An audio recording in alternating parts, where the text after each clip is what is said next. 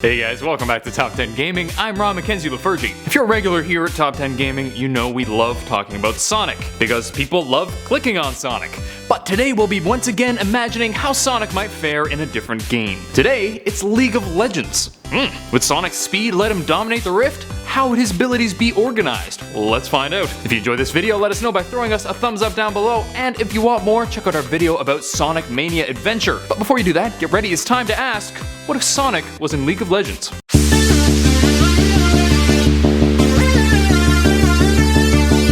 Now, with a lot of games, Sonic would be super OP.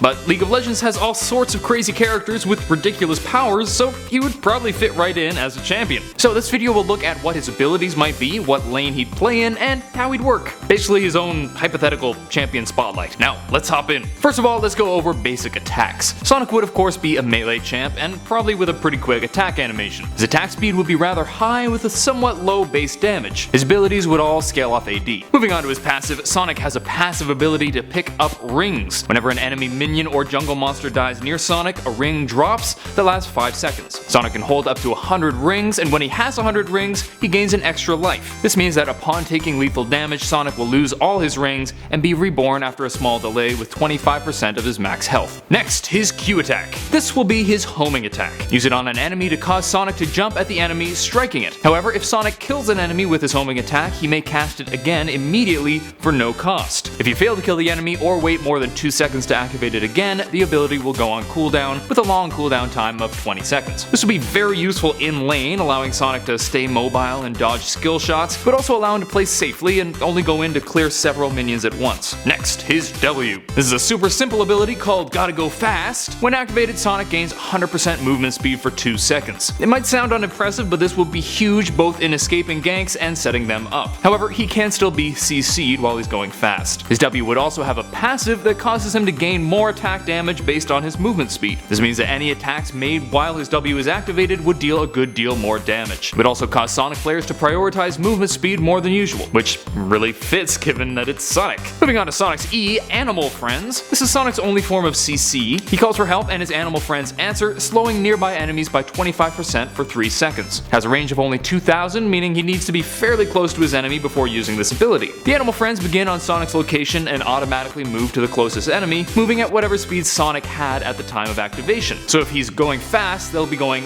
really fast. It's kind of like a low-range Frost Queen's claim that could either be used to escape an enemy or to slow a potential victim long enough to burst them down. Finally, Sonic's ult, which of course must be Supersonic. When activated, Sonic begins flying, gaining 50% movement speed, ignoring unit collision, and becoming invulnerable to both damage and crowd control for 6 seconds. While the speed does remain for the duration of the ability, he loses his invulnerability and lack of collision upon dealing damage. This would be great for engaging a fight, but could also be used as a last-ditch escape mechanism. In terms of items, Sonic has 2 main ways to build. He could go for a fighter build, which would involve some damage and some amount of defense or sustain. This would be useful if the player wanted to stick to his enemy and go for sustained DPS. In this case, he'd want to go for the usual fighter items like Black Cleaver and Snare Axe. Essence Rever would also be useful, giving him extra mana regen, more cooldown reduction, and it would synergize really well with his ult. However, with Sonic's crazy speed and mobility, not to mention his ult, he could be a pretty great assassin. Here you'd want to build pure damage with maybe a Guardian Angel or something to give him that sweet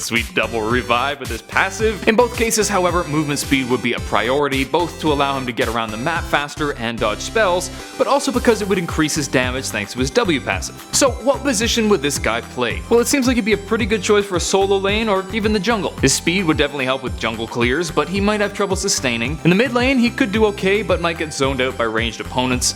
For that reason, I think he'd be a pretty great top laner. Not only would he be able to use his high speed to return to lane quickly, but his W would help him escape from ganks really well. Late game, he could become a scary and mobile fighter with high DPS or a terrifying assassin. Well, there we have it. That's Sonic in League of Legends. Hope you guys enjoyed. If you did, smack that thumbs up button and subscribe to Top 10 Gaming for more videos. This is actually really fun for me. I've never made a League character before. Let me know if you would play this champ in the comment section down below, or hit me with your own ideas for Sonic's kit. Also, check out our Top 10 Sonic playlist for more videos like this one. Until next time, I'm Ron McKenzie-Lefurgey with Top 10 Gaming. Later, gamers.